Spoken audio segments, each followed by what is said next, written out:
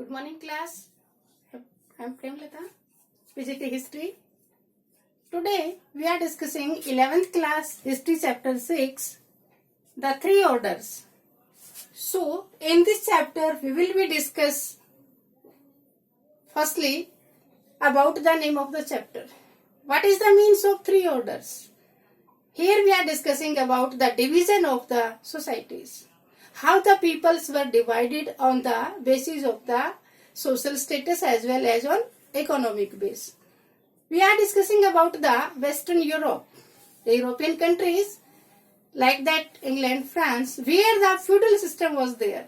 What is the means of feudal? Feudal means a piece of bread, piece of roti.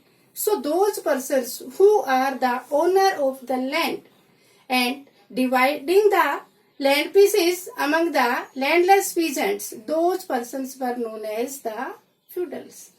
Those were the powerful persons who were serving the king by sending their army. Whenever the need, they were supporting the ruler. Those persons, those feudals, they were collecting money from the peasants and they were providing services to the king. So, who was the real owner during that time period and what were the main cause of the declining of the kingdom? So, in this chapter we will know that some of the feudals were more powerful than the rulers. Like that, during the Mughal dynasty in India, the Mansardari system was there and the ruler divide the kingdom into different parts and big piece of land were handed over to the mansabs and they were providing army services to the ruler as per the need. So first of all, we will discuss the three orders. How the societies were divided that time. So who were at the top? At the top, two persons were there. The king, we can say the ruler, and church, pope. Here we are discussing about French country. At the middle, feudal.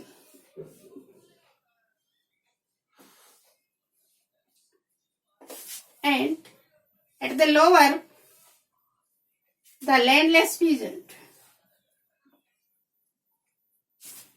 Landless peasants.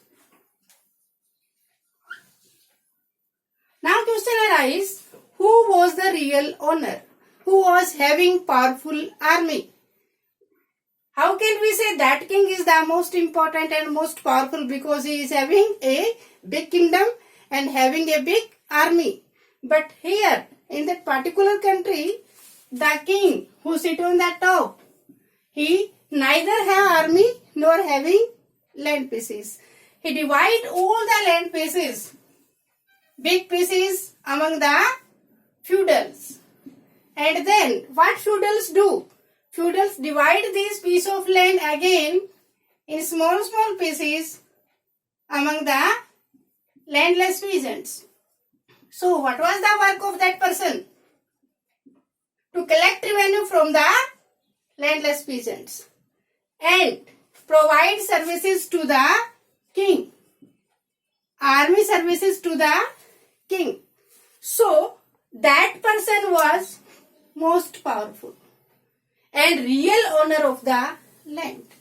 Thus, feudal person were not doing work on the piece of land. They were taking work from the landless peasants and they were living their luxurious life. Whenever the ruler, the king, ordered to them, then they sent their army. From where they spending the money on army?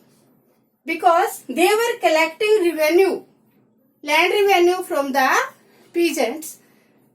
Most of the part they were having with them. So they became more rich. When they became more rich and more powerful, then they opposed the government policies. They opposed the king's rule. And that was the main cause of the declining of the kingdoms in Europe as well as in Asia, like that in India also. When we discuss that, what is the main cause of the declining of the Mughal dynasty, then the less powerful ruler, because of the mansabs became more powerful than the king. So that incident happened in Europe also. When these feudals became more powerful, more rich, then the king was helpless because the army was under the control of the feudals.